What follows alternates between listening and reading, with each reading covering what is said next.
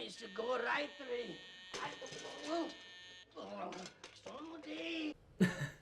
Man, you know she cracks me up every time. Sure, it's funny.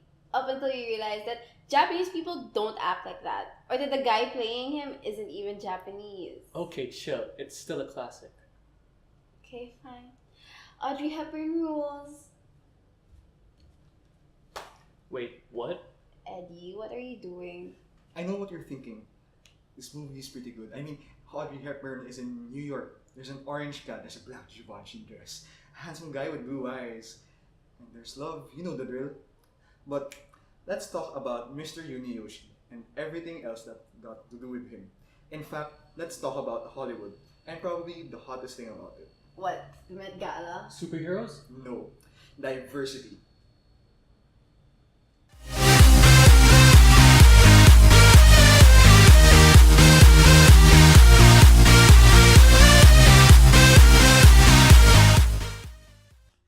We all know that humongous sign on the hill, and we know that it is a symbol for what is the center for media and cinema in the world. Films, TV shows, and all the popular stuff that we know and love now came from this very place, Hollywood. I'm sorry, what does this have to do with us again? Is this a free history lesson? First, it's got everything to do with you and breakfast at Tiffany's. And no, this is not a history lesson. Anyway, as I was saying, so the Oscars. Just this year, Green Book won the top prize, which basically pissed off almost every film critic out there because of the controversy surrounding the film. It's basically a biopic, a buddy film, featuring an African-American musician and his Italian-American driver. Sounds fun, right? Yeah. Nope. See, aside from treating Mahershala Ali's character like a two-dimensional specter whose job seems to be relegated to fixing the broken, white character and his prejudice, the creators behind the film apparently failed to consult the family of Ali's character, and they also ignored the character's relationship with his family and his possible involvement with the politics of the time, which was in the 1960s. I heard it was supposed to be good.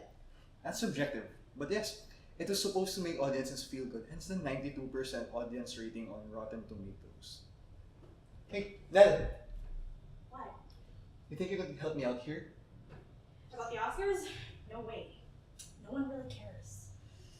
This is your laptop, right? I wonder what would happen if it would take a little drag race across the red brick road. Fine. You want awards talk? I'll give you awards talk. But now that we're on a roll about the Oscars, let's really delve into it by going back to previous years, because it's a never-ending battle. Take the hashtag #OscarsSoWhite issue, which started during the 2015 Oscars, where all the acting nominees had been white, which then extended to 2016. This then sparked a conversation about diversifying Academy membership. Why, you ask? Because about 94% of the Academy voting body is white, and 77% of that are male. So, old, white, and male.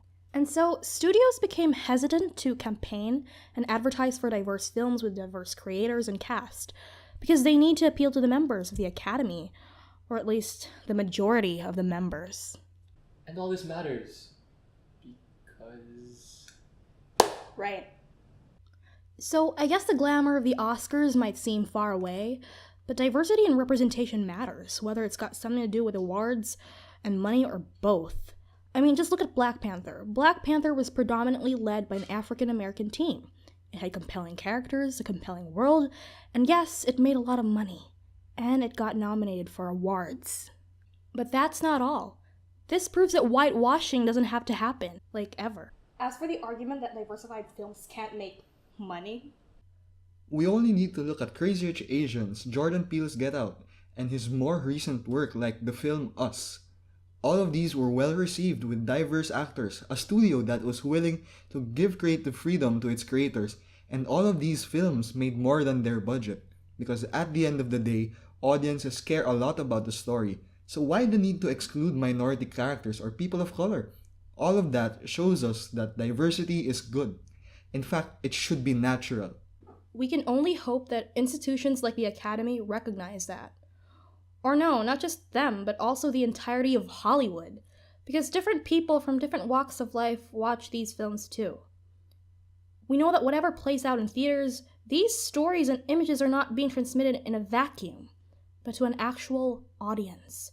So for those of us who watch these things, we matter too. Okay. Are we still gonna finish the movie? I think we can.